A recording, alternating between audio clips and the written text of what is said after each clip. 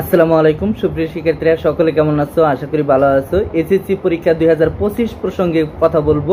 2025 সালে যারা পরীক্ষা দিবা, তোমাদের টেস্ট পরীক্ষা কবে হবে এবং তোমাদের টেস্ট পরীক্ষায় ফেল করলে কি এসএসসি বোর্ড পরীক্ষা দিতে দিবে, মূলত এই দুইটা টপিকের উপর আজকে কথা বলবো। যারা এখনো নতুন, অবশ্যই চ্যানেলটি সাবস্ক্রাইব করে পাশে থাকা বেল আইকনটি বাজিয়ে দাও। যারা ফেসবুক পেজ থেকে দেখতেছো, অবশ্যই ফলো দিয়ে লাইক দিবা, কারণ একটি লাইক আমাকে নতুন আপডেট দিতে উৎসাহিত করে। তো শুরু করা যাক। প্রথমত আমরা কথা বলবো এসএসসি 2025 টেস্ট পরীক্ষা কবে হবে। দেখো, এটা কিন্তু সেপ্টেম্বর মাস শেষের দিকে। দেখো, অক্টোবর মাস থেকে তোমাদের টেস্ট পরীক্ষা শুরু হবে। অক্টোবর মাস এবং নভেম্বর মাস এর মধ্যেই তারা টেস্ট পরীক্ষাটা নিয়ে শেষ করবে। এখন এসএসসি বোর্ড কর্তৃক যে নোটিশটা প্রকাশ করা হবে, সেটা বলা হয়ে থাকে প্রতি বছর যে তোমাদের নির্দিষ্ট একটা টাইম, সেটা হচ্ছে অক্টোবর এবং নভেম্বর মাসে। অক্টোবর মাসেই বেশিরভাগ স্কুলে তারা পরীক্ষাটা নিয়ে নেয়, অর্থাৎ টেস্ট পরীক্ষাটা নিয়ে নেয়, শেষ সপ্তাহে নিয়ে নেয়।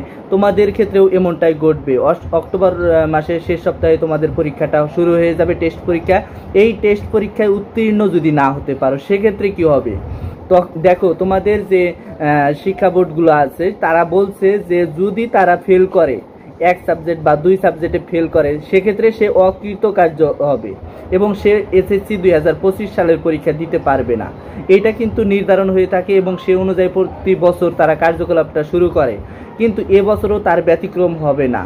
দেখা গেছে যে প্রতি বছরের ন্যায় এবছরে যে তোমাদের যে সরকারি যে স্কুলগুলা, এমপিভুক্ত যে স্কুলগুলা, এই স্কুলগুলোতে যারা পড়ো তাদের কিন্তু এই নিয়মটা বেশি প্রযোজ্য হয়। কিন্তু কিন্ডার গার্ডেন যে স্কুলগুলো আছে, সেগুলা স্কুলে যদি তুমি 3টা সাবজেক্ট 4টা সাবজেক্টে ফেল করো, সেক্ষেত্রে দেখা যায় যে তারা পরীক্ষাটা দেওয়ার সুযোগ দিয়ে দেয়। এটা কিন্তু বোর্ড কর্তৃপক্ষ অবগত না বা জানেও না, সেক্ষেত্রে তারা পরীক্ষা দিতে পারবে। কিন্তু যারা এমপিভুক্ত স্কুলে পড়াশোনা করে, তারা যদি একটা সাবজেক্ট বা দুইটা সাবজেক্ট ফেল করে, সেক্ষেত্রে কিন্তু তাদের পরীক্ষা দেওয়ার নিয়ম থাকে না, বা প্রধান শিক্ষক মহোদয় যিনি আছেন তিনিও পরীক্ষা দিতে দেন না। সেক্ষেত্রে তুমি তোমার অবস্থান থেকে চেষ্টা করবা আমি টেস্ট পরীক্ষায় যেন ফেল না করি, ভালোভাবে যেন পরীক্ষাটা দিতে পারি। এখন তোমাদের টেস্ট পরীক্ষার পরে ফর্ম ফিল আপ শুরু হবে। ফর্ম ফিল আপের টাকা ধার্য করা হবে, অনেক টাকা। সেক্ষেত্রে সেটাও কিন্তু তোমাদের পূরণ করতে হয়। তবে টেস্ট পরীক্ষায় ফেল করলে কিন্তু তোমাকে পরীক্ষা দিতে দেওয়া হবে না, এইটা ভেবেই কিন্তু তোমাকে পড়াশোনা করতে হবে।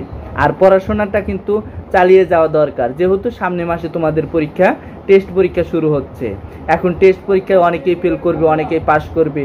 যারা পাস করবে তারা তো পরীক্ষা 100% দিতে পারবে, যারা ফেল করবে তারা কিন্তু পরীক্ষাটা ওইভাবে দিতে পারবে না। দেখা যাক সামনে আসলে কি হয়। তো এই ছিল আজকের ভিডিওটা। সামনে কোন আপডেট চাও অবশ্যই কমেন্টে জানাবা। ধন্যবাদ সবাইকে।